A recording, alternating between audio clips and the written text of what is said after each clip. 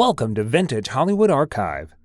Whether he was the best or simply idolized for being exceptional at what he does is a question for critics to answer.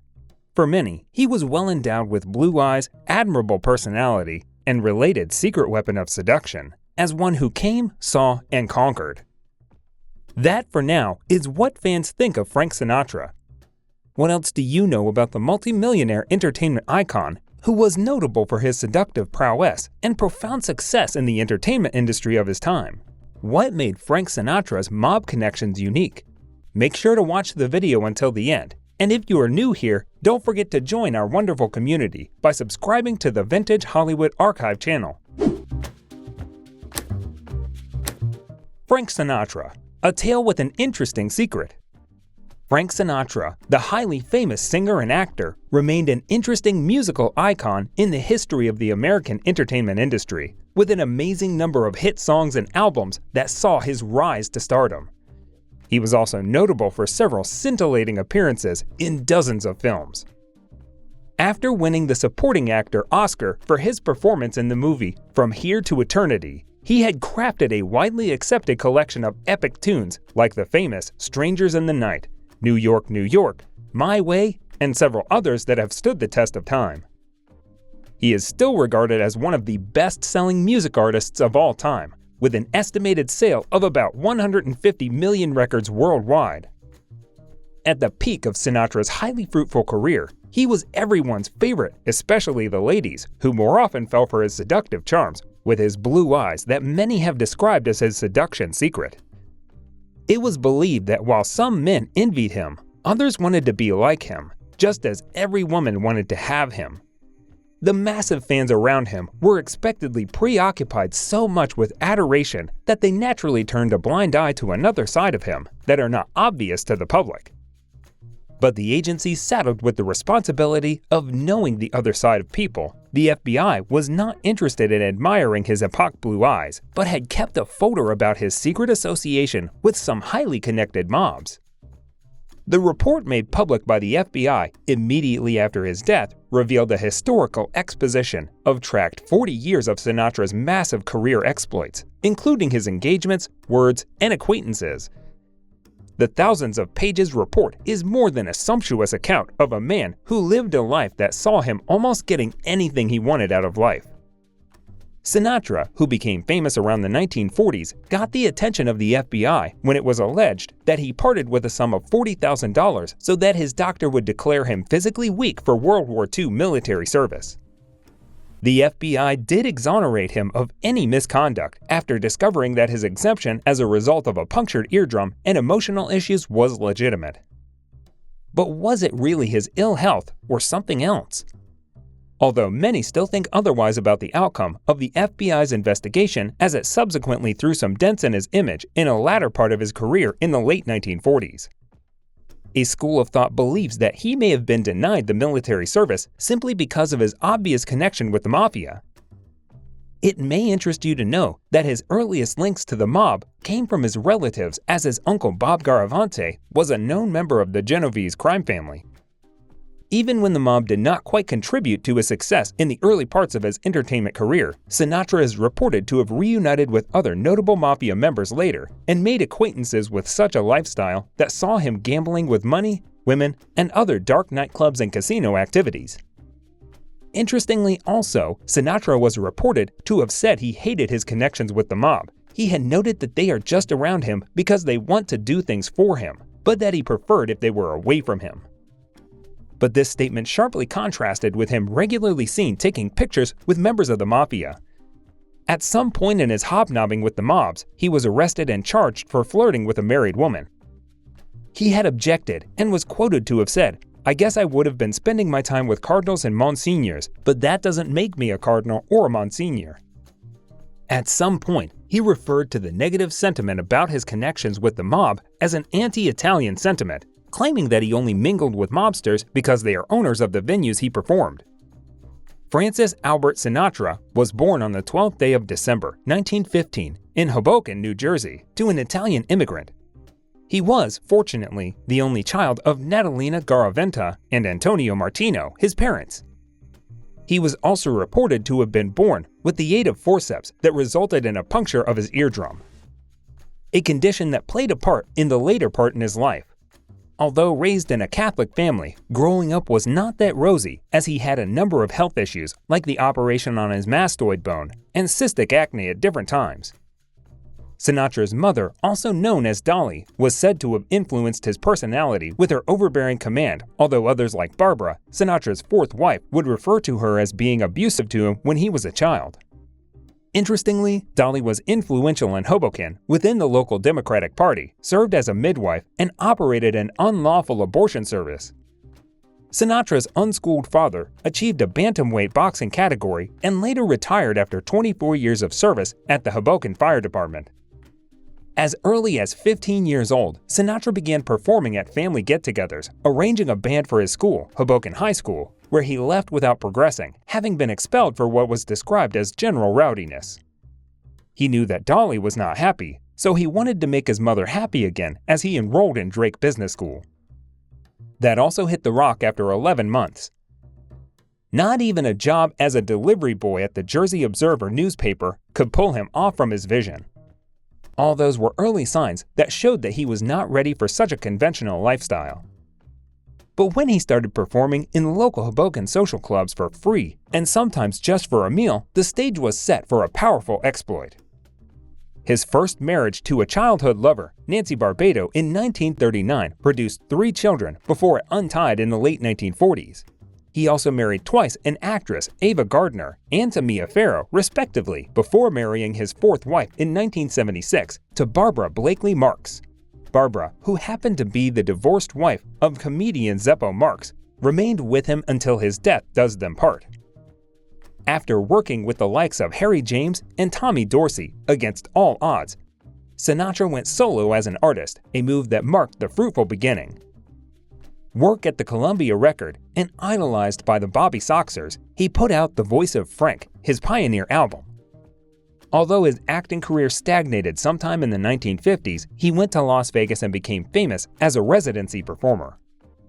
Following the huge success of the film From Here to Eternity, which equally got him an award as the Best Supporting Actor, Sinatra was set for rapid success with notable albums. He also worked with Capitol Records before establishing his own record label, Reprise Records. History will not forget his famous collaborations with Tom Jobbim and Duke Ellington before he was reported to have retired for the first time in 1971, only for him to resurface in the entertainment industry 2 years after. With several appearances as a film actor, successful albums, and numerous awards, Sinatra later became a television personality with The Frank Sinatra Show from the 1950s up to the 1960s, and was also active in the political arena.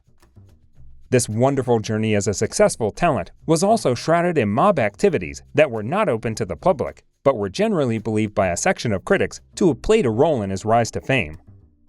Although he was not linked to any serious incident, the FBI investigation of him revealed that he was indeed strongly connected with the mafia.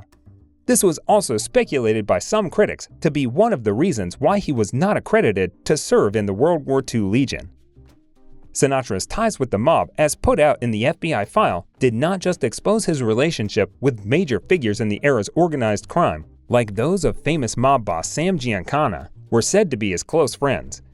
It was also believed that Sinatra linked Giancana to John F. Kennedy's political campaign of 1960 in order to get Union votes for the candidate. If the words of Tina, Sinatra's daughter, are anything to go by, he played a gig at Giancana's Chicago club to repay the favor. Sinatra was also reported to have connected Kennedy to Judith Campbell Exner, Giancana's lover. Exner, who acted the role of a communication channel between Kennedy and Giancana, was also reported to have assisted in the failed plot to assassinate Fidel Castro by the Mafia Group, as documented in her testimony before the Senate panel investigating JFK's likely mob ties. Sinatra functioned significantly for John F. Kennedy's election in that year, and subsequently supervised his inaugural gala in Washington. Their friendship was strong until the president is said to have declined a weekend visit to Sinatra's house purportedly as a result of the singer's link to Chicago mob boss Sam Giancana. That may have contributed to him abandoning the Democrats in the 1970s and embracing the Republican Party. While Sinatra's fans were engrossed with admirations, none knew about another side to him, the ties with the mobs, which may have contributed to his wealth. Was it really obvious in his lifestyle? FBI dossier reveals other links to the gangs and criminal friends, among whom were stated under certain titles like association with criminals and hoodlums, association of being a dope racketeer, and so on. Certain pages narrated exposed donations from Joseph and Charles Fischetti, both members of the Chicago outfit, who operated unlawful gambling. There's a Godfather-style arrival at an Atlantic City club as a benefit for those attending the wedding of Philadelphia mobster Angelo Bruno's daughter, including documentation that the mob made an influence to free Sinatra from a 1951 contract. Interestingly, FBI agents glaringly observed Sinatra get drunk with Detroit mobster Anthony and Vito Giacalone. Commenting on this, retired FBI agent Sam Ruffino explained, "It was like clockwork," adding that a few times a year, they had to track Giacalones to the airport welcoming Sinatra. The two will spend a weekend together partying before and after his events. Even though they were notorious lawbreakers and murderers, it never bothered him, Sam had narrated. He was also reported to have exhibited his friendship openly with people linked to organized crime and took sufficient public photographs to identify mobsters. These criminal friends also shared his passions such as gambling, flirting with too many women, and money, including using the casinos and regular nightclubs where they were usually encountered. Probably bothered by the growing suspicion of his involvement in the mobs, Sinatra was believed to have acted as an informer against some of the criminals he hung around with, as was recorded in 1950, an associate to J. Edgar Hoover as an informant. But the report was declined by the FBI, commenting on that Hoover's aide noted, "We want nothing to do with him." Although Sinatra was never indicted for any serious criminal behavior in association with his numerous mob ties, he did not make it to the House Un-American Activities Commission for a reason which may be because the FBI kept a close watch on him and considered suspiciously his activities with people linked to communism. This is so because his FBI folder contained a detailed account of Sinatra's allegedly suspicious actions, from his backing of the anti-racist idea to his validation of those accused of being communist. Worthy of note also is the fact that he did not just defend several liberal causes, he was a founding fellow of the Committee for the First Amendment, a set that reinforced the so-called Hollywood 10, screenwriters and directors that were outlawed after they refused to say they belonged to the Communist Party. While the FBI kept track of him, they were also of help to him, especially in capturing and prosecuting the abductors of his son, Frank Sinatra Jr., when he was kidnapped by three men who demanded ransom. For some reasons best known to him, Sinatra was aware that the government was monitoring his conduct, and so between 1979 and 1980, he demanded and got his FBI report following the Freedom of Information Act. The report, which also showed his racist stand and his belief in democracy, was filled with references to too many shady dealings and criminal acquaintances he made all through his 40 years in the spotlight. But why this FBI dossier did not really put him into serious trouble shows the prestige and influence of the captivating personality of this musical icon. Frank Sinatra was a rare talent who knew what he wanted in life and had a way of exploring to the fullest what life has to offer. He was admired by many and every woman's dream, handsomely favored with an exceptional blue eye that aided in his seductive power. A lot remains unknown about his powerful career exploit, which has been revealed to include an unhealthy association with the mafia and living a reckless and triangular lifestyle of a typical mobster: money, gambling, and women. It was reported in October 2013 of Mia Farrow's dramatic confession in an interview with Vanity Fair, where she stated that Sinatra might be the biological father of Ronan, her 25-year-old son. Ronan is her only official biological child with Woody Allen. She was quoted as saying that Sinatra was a great lover of her life, and they were never parted. This shows how much he meant to most women of that era.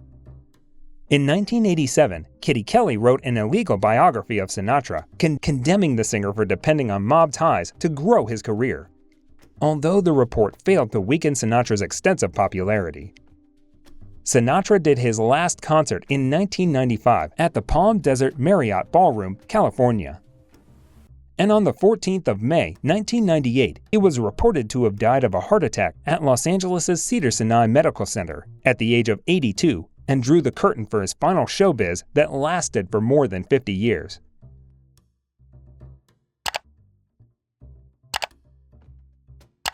Frank Sinatra's career was obviously helped by powerful men around him, but not everyone was that lucky to have those connections. Watch this video and find out how was Gene Kelly's career almost canceled by his liberal politics.